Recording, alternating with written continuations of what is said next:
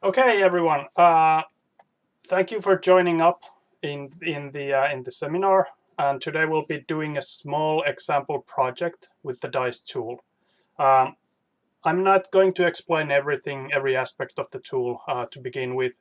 Rather, I'm gonna teach you everything as I go. So there will be a lot of things that I'm not going to even touch upon. That we'll learn about them later in the future seminars, and also all the information is available in the guide. So we'll learn what we actually need to do this example project. And I already shared the video of it before, and that's basically exactly what we're gonna build. Just a few steps that shows how to create steps, how to create objects, how to create animations, copying stuff, and just those simple things that you need constantly when you're building tutorials. We're not gonna touch on the rules tool or the portal at all basically today. So without further ado, let's get started. I'm gonna share my screen first.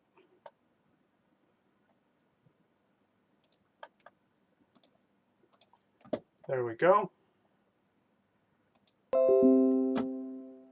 Okay, I have already created the project here. This is the Dized Portal, which most of you have already seen. This is where you create all the project and manage them, the rules, the tutorials, all the information, and all the localizations as well.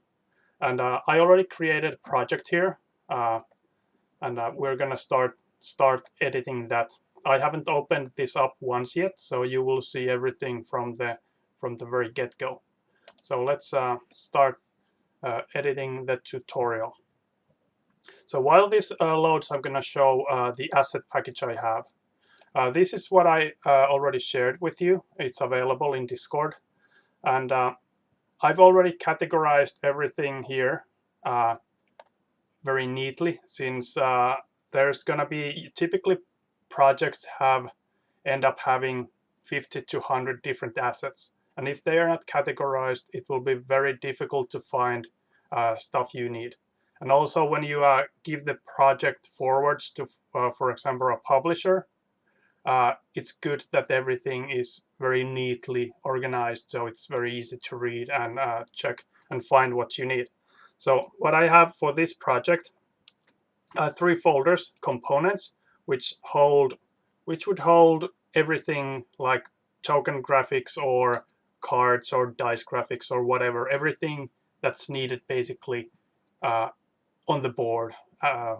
It's all the board game components. And today we'll only need cards, which I've categorized or put in their own folder, and I have them here. They are ready to go. These assets are from Escape from Babylon, and the package is available in our guide as well, and all the graphics are you can find them there as well. This is just the few graphics we need for this little practice project. So I have cards here. I have miscellaneous images, which is stuff I need, just like additional artwork that's not basically doesn't come with the game. I use backgrounds and like intro images and stuff like that. I categorize them like this. And then UI, which is user interface, basically all the buttons, that everything that is basically a layer on top of the tutorial that the content the user has to click or see. It's not a board game component, but it's kind of a layer on top. So in this case, we have buttons here, and these buttons the players can press to do selections. So these are in the UI folder, and these are everything we need for this tutorial or this example project.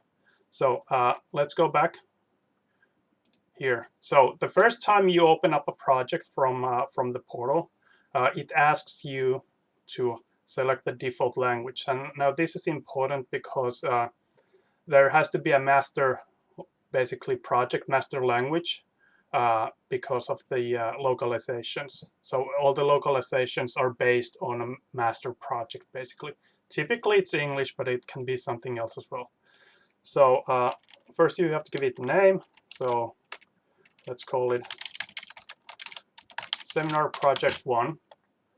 Then we select the default language. Now this is important. Once you do this, the master project will be in English and you cannot change this later on anymore. For the marketplace stuff, this can be changed later, but typically you put it on free to begin with and we'll alter it later if need be. And description we can leave empty for now. That would just add a description on what an interactive tutorial basically is. Next thing is our projects are always voiceovered.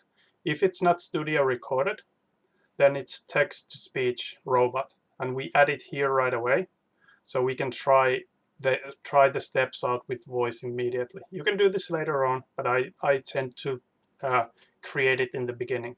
So you add a voice by clicking it, and it automatically gives you an English voiceover here, since you selected your default language as English. Then you can change the voice of the robot with this button here. And typically we use Azure or Amazon's service. Azure has a bit more selection, so I'm typically using those. You can see all the different voices we can use in the list. These are very handy when we have, for example, if we'd have Spanish localizations, the robot is there from the beginning. So let's take Jenny, for example. You can try the example voice here. Say something in this voice. That's good.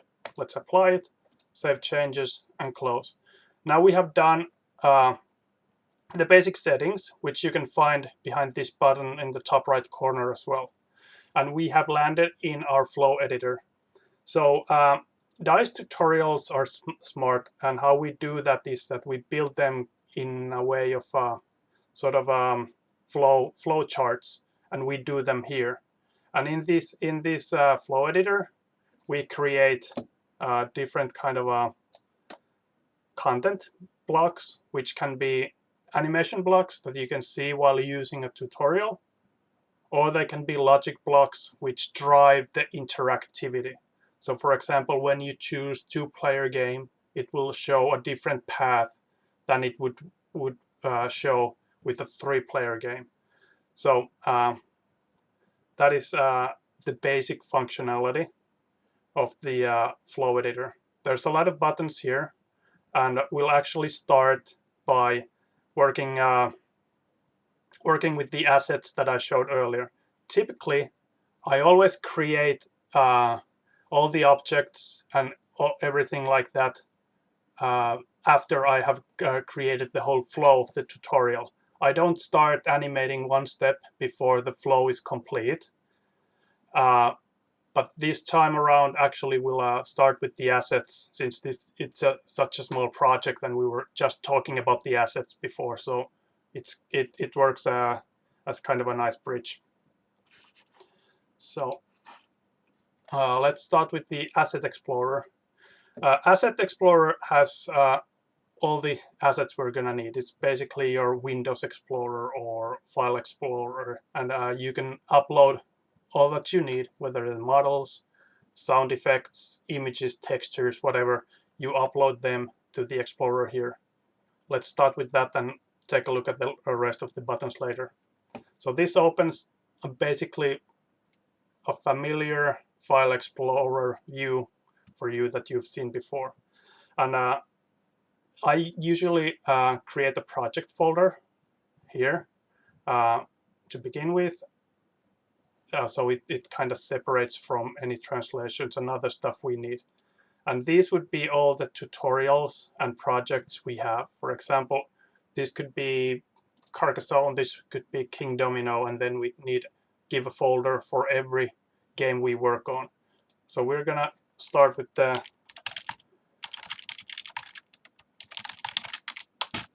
Content Creation Seminar 1. This will be our project name, and we will add everything underneath it.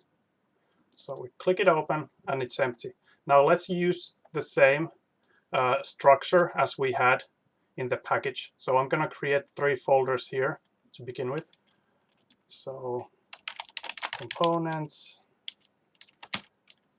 and you can of course rename this later if you happen to do a typo.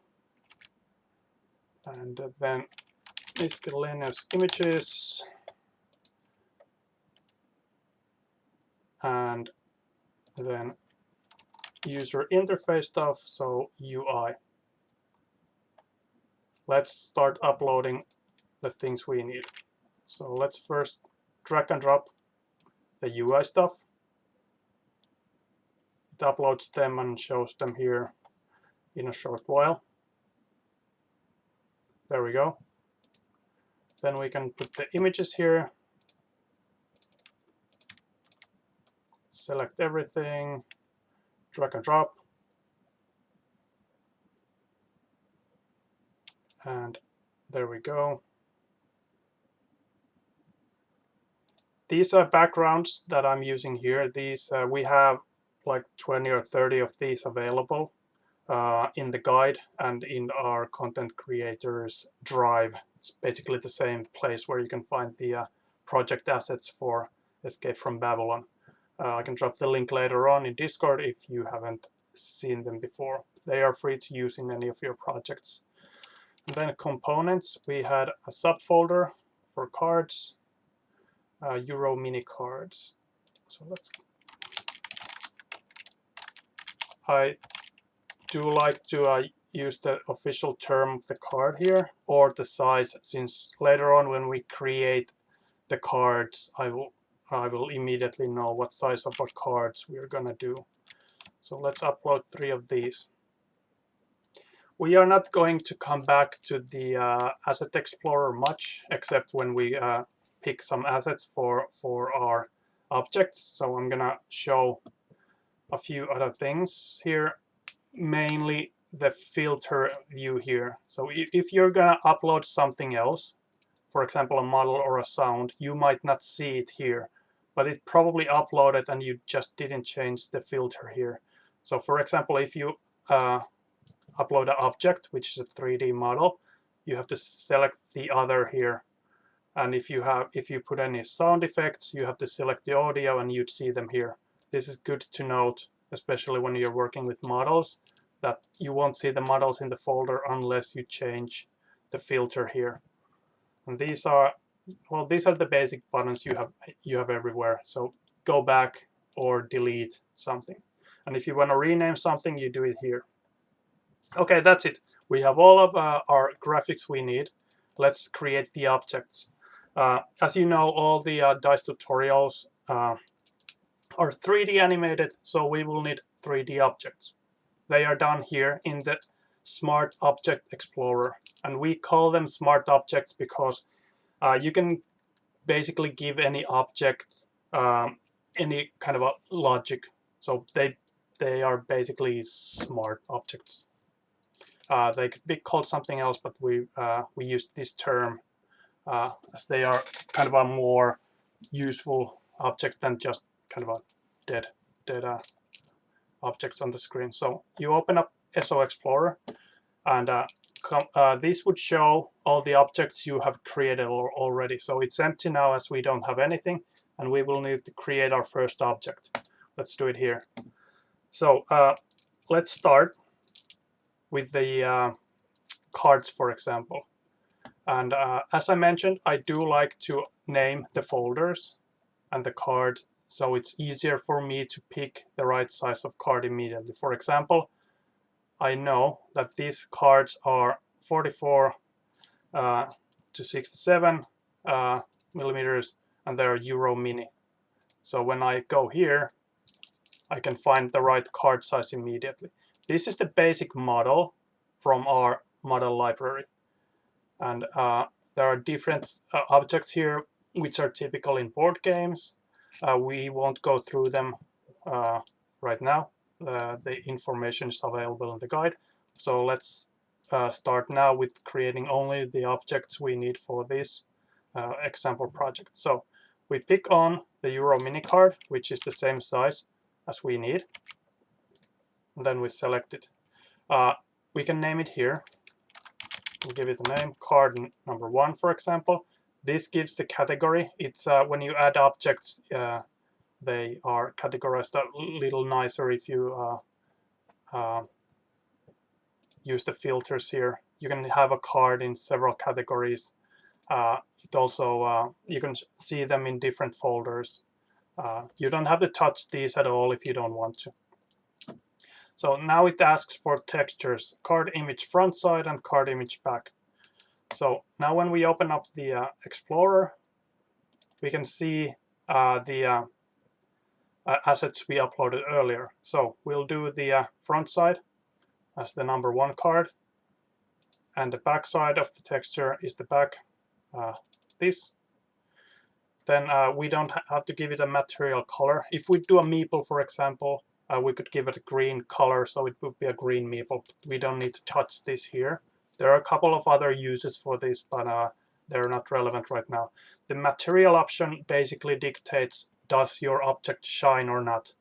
I don't like to have a shine on especially the bigger objects, since sometimes it can kind of mess up with the certain camera angles and you can see the texture on top of the card, for example. But it's kind of up to you, and you can use it as you want.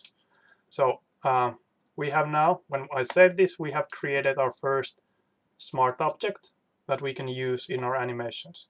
And now the view is not empty anymore. It shows me my first card. Now I could create the other card the same way by creating the object, or I can just select this, copy the object, give it a new name, card 2, use copy and edit, and I'll have already the textures and all the stuff set up from the previous card. And the only thing I need to do is change the front to card 2 and save. And we'll do the exact same thing for card 3. We'll copy, name this card 3, copy and edit, and change the texture. There we go. Now we have created 3 cards that we need.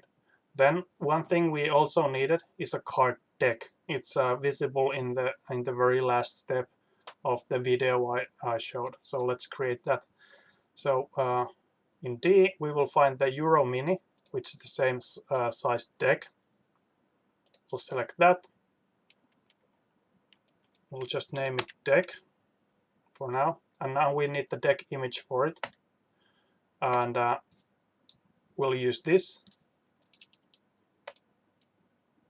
We can dictate how big of the deck is. Let's use half a size, so it's not that thick. And also the material, I'm going to use wood. Logic, no need to do anything for that. You can add logic to objects already here when creating them, but that's not really useful in most cases, so you don't need to worry about that. Let's save it. And now what we should have is 3 cards and a deck. Great. Now the next thing we need are the buttons and then the background images. And let's start with the background images.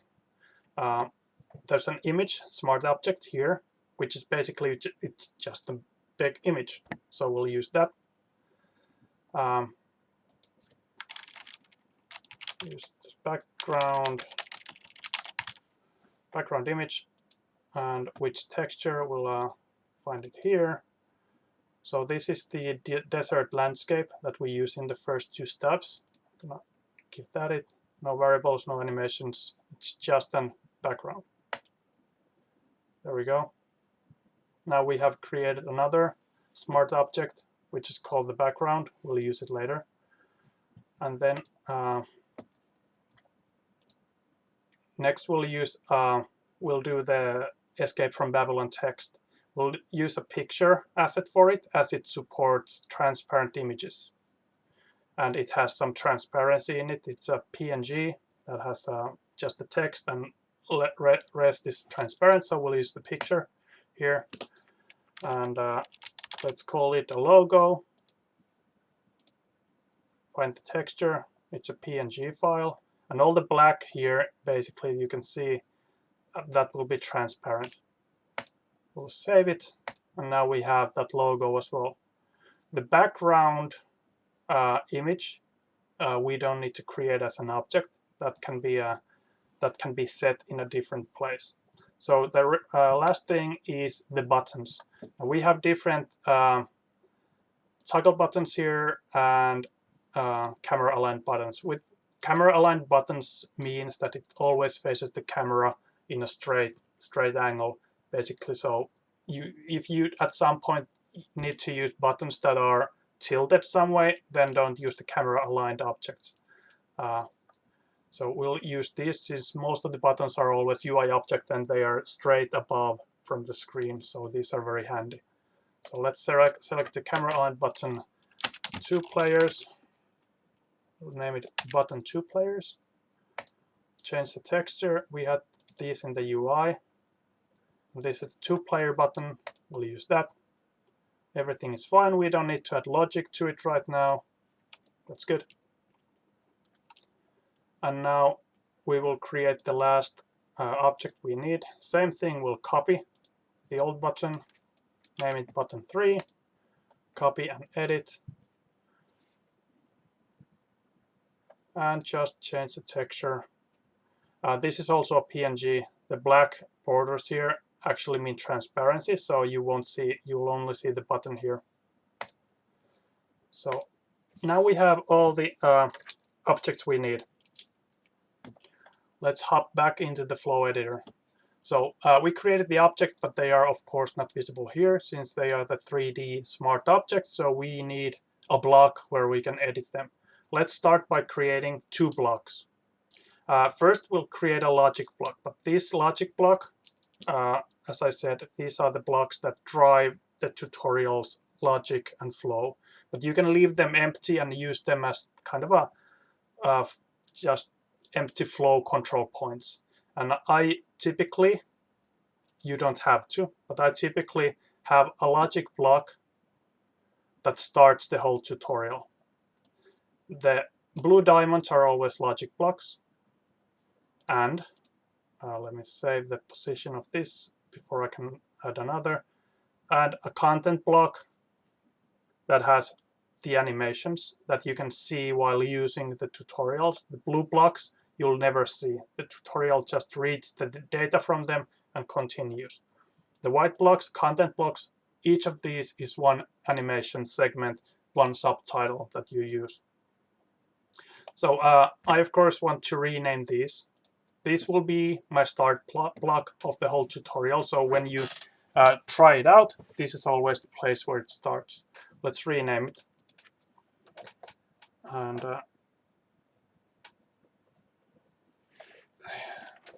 you can this arrow here on the right corner, this pops out the inspector and it gives all the necessary data of the object that is selected currently in the flow editor. For example, this states that this is called a logic block, which it is, and we can name this to, for example, start tutorial. Now, where do we want to go from this step? We want to go to the first content step, so you can give the value here. When you start typing, it'll give you some options, and you can select that after this, it goes to step 2. Notes are left out basically for you if you like wanna come back to this step later and add an animation. Notes for yourself or for the publisher that this controls the start of the tutorial. Or rather, this is the start of the tutorial. When you save it, it should create a line between these blocks. Now this line means that the tutorial will travel from this step to this step. Great. That's all we need to do for this logic block right now. we'll set the actual start point later. So the first step of the tutorial, this is the starting screen, and it's gonna name it right now since we are in the already using the inspector. So let's do that right away. So this is called intro. We have best practices on how to name steps, and we use kind of a category name slash or a number.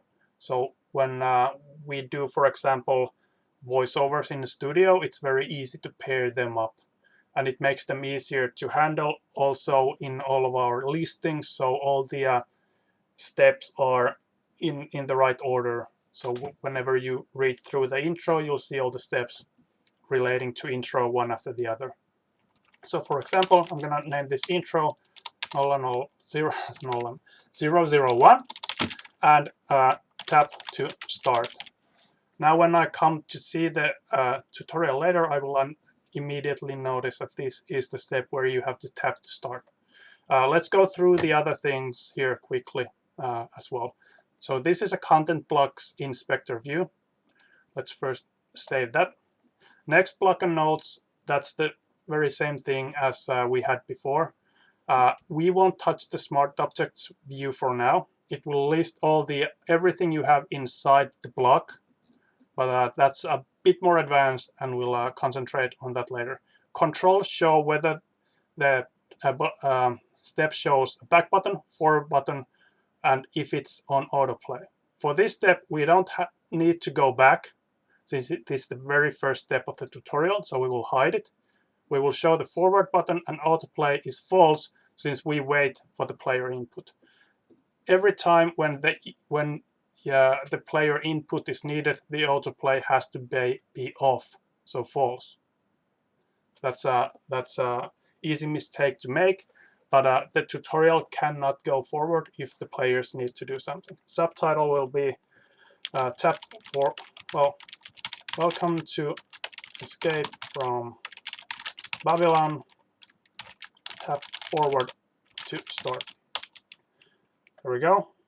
And then we already selected the voiceover robot. So if we click the voiceover from asset to text to speech, it already works immediately. So if I want to try it out, what that sounds like, I can do that by pressing the preview here. Welcome to Escape from Babylon. Yeah, great. So we have everything we need. Then let's create the rest of the... Actually, let's create first the first step here, and then the rest of the content blocks, and I'll show you soon why. So you open up the content block editor or 3D editor, how you want to name it, by double-clicking the block here.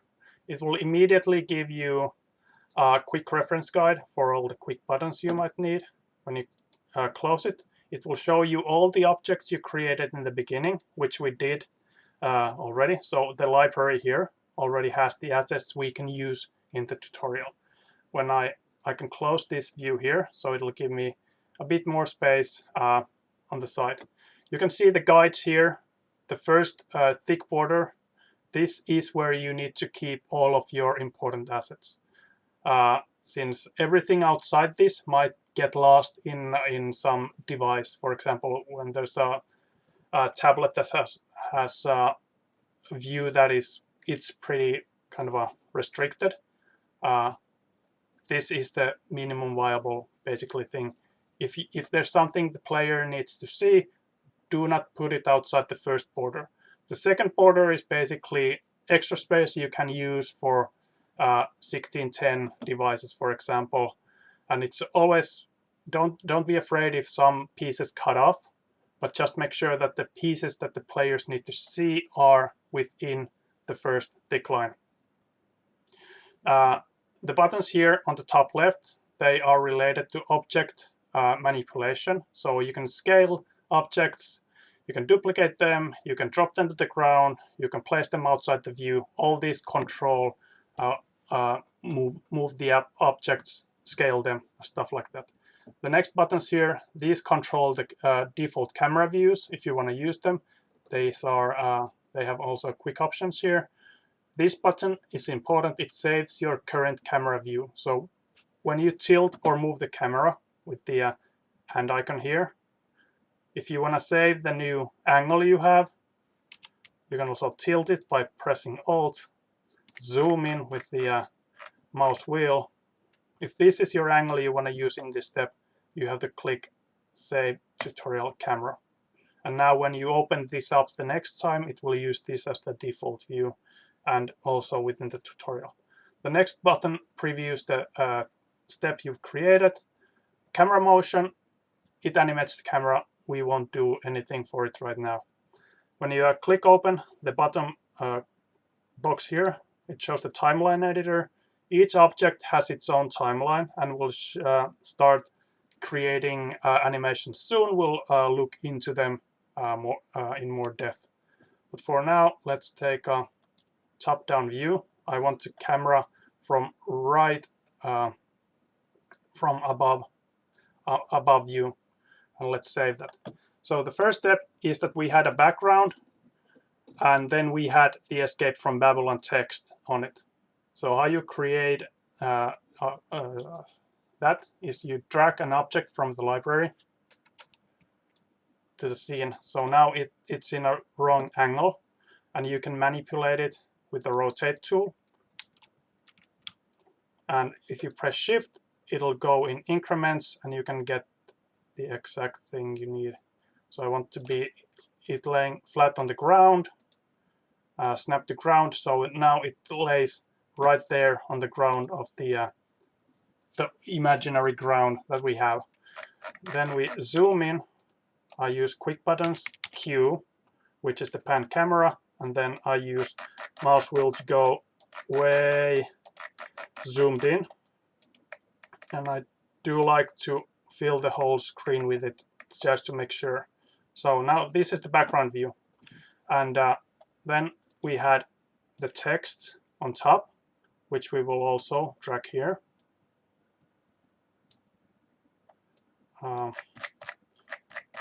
It's also, let's rotate it. The quick button for rotate is E. I use also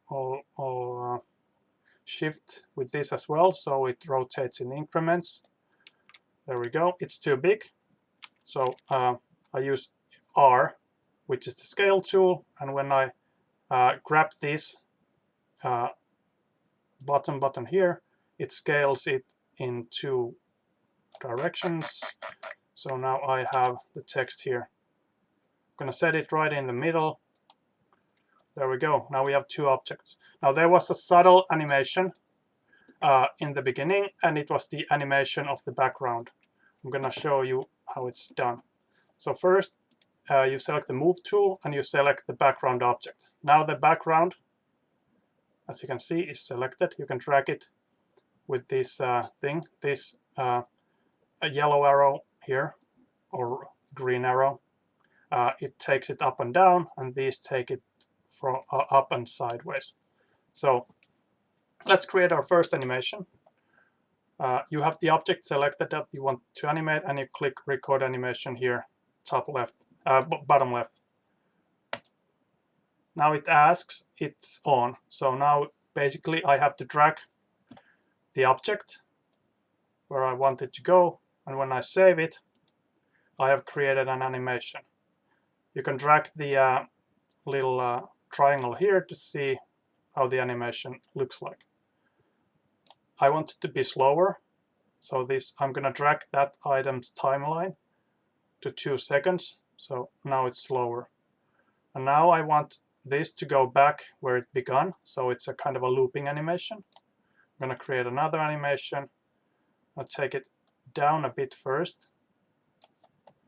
There. Oops. There. Actually, what I did was a mistake. That's good, since I can already also show how to delete segments. You right click on a segment, it gives different options. Let's delete these 2 since I made a mistake. So let's try that again. I want to take this down a bit there. Then I want it to return to where it started from. There we go. And now I want to make it a lot slower so it'll look kind of cool when it just there we go. So now when I play it, you can see the background is moving a little bit and the text is keeping still. I want this to loop so it doesn't end up after the first loop. So if the players are here for a long time, I give it a loop option, and now it just loops around all the time. Now we have created our first step. Let's save and close this and see where we are. We can start a preview with this button, and I can select the place where I want to start. We can start here. Welcome to Escape from Babylon. Tap forward to start. So autoplay is off. It waits for player input, and this background is moving and looping all the time. Okay, the next step was that the text here goes away and the camera pans down a little bit. How do we do that easily? We don't want to recreate the scene, drag all the objects and try to make them so that they are in the same place. So we can actually duplicate this block. The duplicate options here asks how do we want to handle all the object positions in the duplicate. Clear means everything is from the beginning of each animation. Keep is it keeps all the animations intact, so it's a carbon copy. And sync means the very last frame of each animations. And as we want to have it continue from the end, we will select the sync option. This means do we want to have the next block here intact? We don't need, so it can be clear. So now it's created copy, which is named, I'm going to rename intro 002 and intro text, for example. And now the text here was, let's see,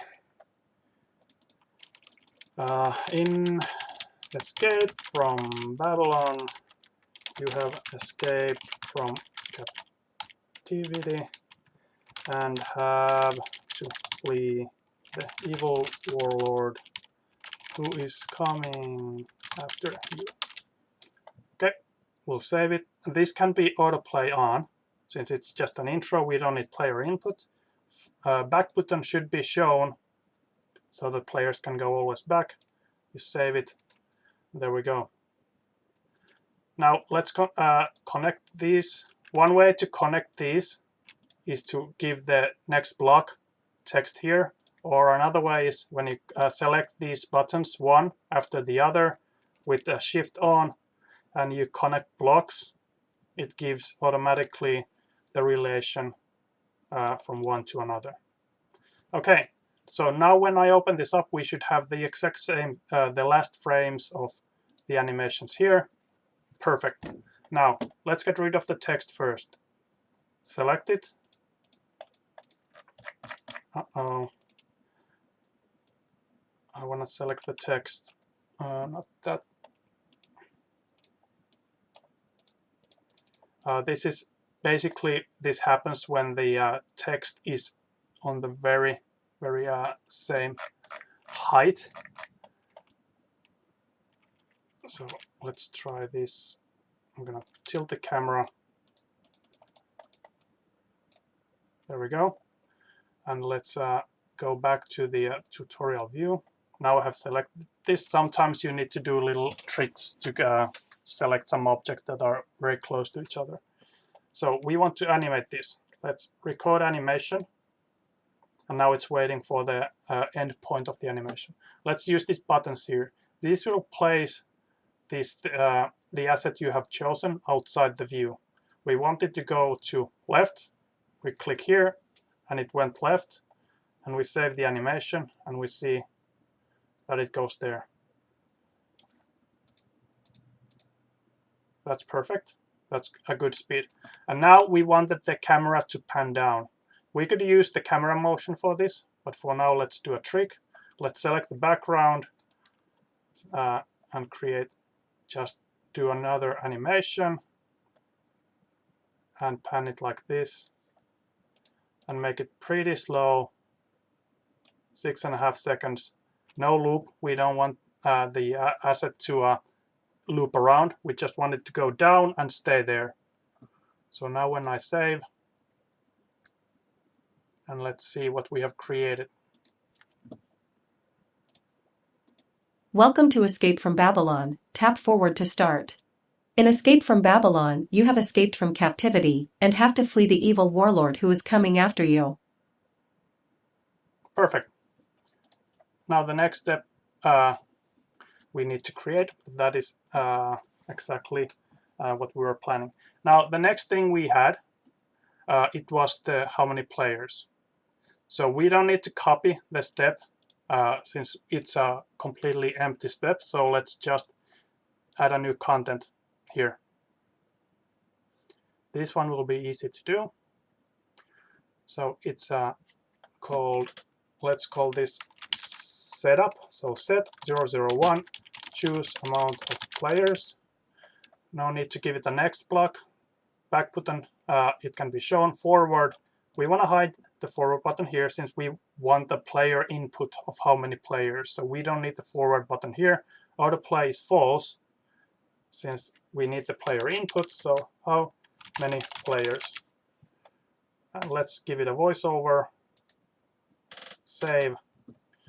And now we should have an empty button here, or empty content block. And let's drag the buttons here. Let's use the top down. This is 2D view, and this is 3D view. You can see that difference here.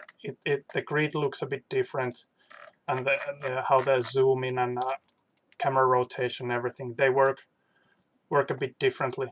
Basically, this 2D view means that there is no perspective, so everything you have is aligned perfectly. And when you do buttons, always use the 2D view for this, so you can align the buttons here easily. Let's have the move tool selected, drag the buttons here, and center them in this axle. There's different options for snap that helps you align stuff, but for this purpose, we'll just do it like this. Now we have two buttons here, which don't have any functionality really yet. We'll add them later. And then we will zoom in as close as we can, since when people are using smaller screens, iPhones for example, if you have buttons like these, they are pretty small. So always drag everything you need players to concentrate on as close as possible within the first borders. So this is perfect. This is what players need to see. It's big enough. There we go. We'll save the tutorial angle here, the view, camera angle, save, and close. We'll come back to the actual button logic just a little bit later. First, we have two content blocks, which are welcome 2 players and welcome 3 players. Let's create those first. So we'll do 2 content blocks. This shall be the 2 player. And then let's create another one.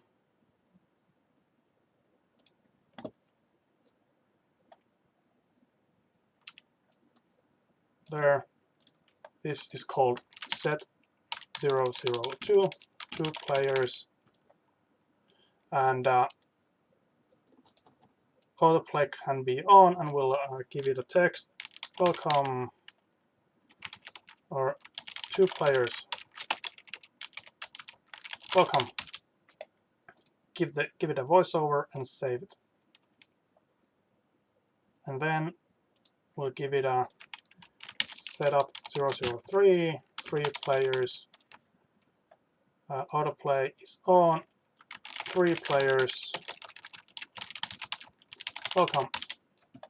Give it a voiceover. Everything is okay there. And done. Now, the animation had us, the one button went away and the other one centered to view. So we could have done a copy so we get the assets in the right place. The other way of copying assets is syncing. So I'm going to show how that works. So you select the source, which is this, and then you select the target, which is this, and then there's sync blocks options here. And these are basically you can either sync positions of objects, or another option is sync xxxxx, which are basically configured smart objects. So everything you dragged into the view in the 3D view is the configured smart objects, and we want to bring them in. And now when we open it up, we should have the buttons we created and the camera angle in place. Perfect. Now this was the 2-player view. So let's get rid of the 3rd button here. Same thing as before. I'm gonna select it, record animation, place it outside the view, save animation, and it should go away. And now this button needed to move into the center and get a bit bigger. So that's the next step.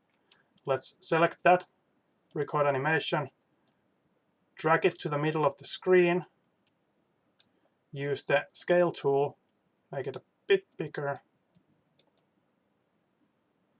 There we go. And we want it to start at 0.5 seconds and a bit slower. And we don't need it to loop, neither the other object, so loop is off. So this is what we have. So 2 players, welcome. Perfect. I'm going to save it and close. We'll do that the exact same thing for the 3 players. So sync blocks, sync configured smart objects. It brings everything from inside this block here. Perfect. And now we'll get rid of the 2 players, record animation, place outside the view, save, and then this comes in the middle there. Make it a bit bigger. There. Starts at there and lasts for 1.5 seconds. No loop. And we save and close. Now, how do we get here? Let's figure out how the buttons work. There are several ways of doing the buttons, but for now we don't want to save anything, any variables. We just want to go to the block. So we go inside the block. We have the buttons here. This is the choose amount of players content block. So let's select the button, and the inspector view is available also in the content block editor. When you pop it open, it gives you can name the object, give it a texture if you want to change it here, or edit the material color, and finally the logic editor. This is your first view of the logic editor, which is, as I said, the brains of each tutorial. We won't do any advanced logic, rather very simple one this time. The view looks a bit odd to begin with, but it becomes very easy to read as you go, as it's visual coding. If this, then something else. Now what we want to do here is, if players click here, then it goes to the 2-player flow. So let's see how that works. We click the logic editor. There's only a few options here. This time we will use adding a logic, which means if you click this object, then we will choose goToBlock. We don't go through all of these that are here. There's ample material available for them. Let's concentrate on what we need. We will go to block, and we will select the 2 players. That's it. We apply. do the same thing for 3 players. goToBlock, 3 players. Apply, save. Now I have put functionalities to the buttons. Let's see how they work. Let's start from this block rather than from the beginning. How many players? When I click this now, it should go to the 2-player view or flow. 2 players. Welcome. Perfect. And now, when I choose the How many other button, players? it shows 3 players. the 3-player view. Welcome. Okay, we didn't get as far today in the about 45 minutes as I planned, but we got a lot of important stuff done. We will stop here and continue from this example next time, where we will create the deck animation, where you deal out the cards to each players, and then do a couple of other cool things. The last thing we do before we quit is that I mentioned that I want the tutorial to always start from this logic block here. You set that in the globals menu. Globals has all the variables, basically containers of information. For example, if you want to save at some point that the player amount is 2, you need to have a container for it, somewhere where, think of it as a jar. Somebody puts something inside, and then you have that jar available all the time during the whole tutorial. And these are basically the containers we have. There are default ones that we have created, players, playing time, round, turns that you can use. You can, during the tutorial with logic blocks, set that, okay, now it's round 2, now it's round 3, stuff like that. You can create your own as well. We won't go into too much detail on it. Rather, we'll just concentrate on 2 things. First, the background, which is the background image, which we already uploaded, and now we'll put that to use. So the tutorial will have a background image of this for the whole thing. We select it. Now the background image is that. And then the other thing is default next block. This also means the starting block. So it's next block. We select it and we start creating start tutorial. And now the starting block of the tutorial is always start tutorial unless otherwise selected. The other things we don't need to touch right now. We'll cover them later. We save this and then we close it up. Oh, was too hasty. There we go. And now when we don't have anything selected, I press this. We start the tutorial from this step, and it should have the background from the 3rd step onwards that we set up. Welcome to Escape from Babel. In Escape from Babel, how many players? There we go. That's the custom background. So now we have set the starting block, the background. We have created very simple way, very simple buttons that they don't save any basically values, but rather they're just if push button, then go here.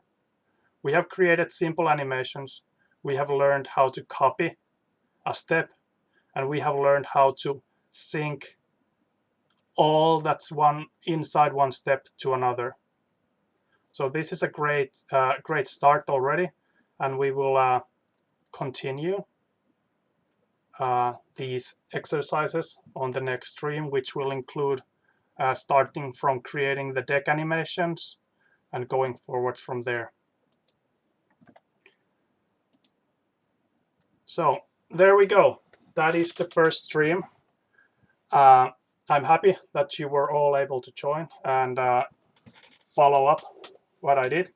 And I'm happy to answer any questions you have right now in the chat, or you can ask questions also using your mic, or you can ask questions in Discord. I'm going to end the recording of the stream here.